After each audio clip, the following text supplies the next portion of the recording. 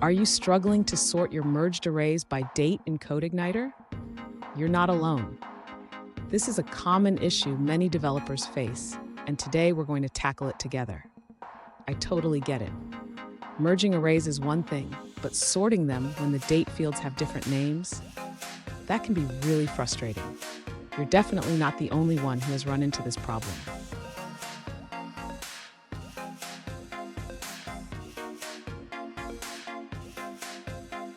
Here's the specific situation we're looking at.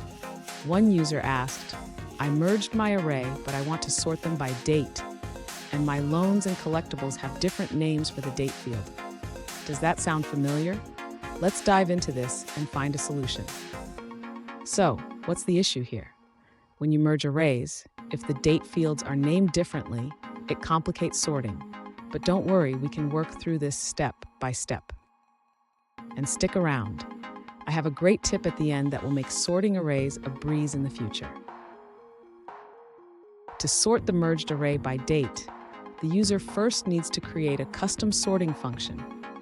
This function will compare the date fields from both loans and collectibles. Next, the user should apply this sorting function to the merged array using the sort method. This will rearrange the elements based on their date values. After sorting, the user can now access the sorted array. This array will have all entries ordered by date, making it easier to work with. Finally, the user should verify the output to ensure that the sorting has been applied correctly. They can do this by printing the sorted array.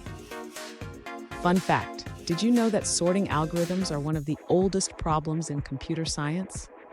It's fascinating how far we've come in optimizing these processes. Now let's look at the answers provided by other users. An alternative solution provided by a user suggests sorting your merged array by date using the asort function for ascending order or rsort for descending order. They illustrate this with an example using an associative array of names and dates.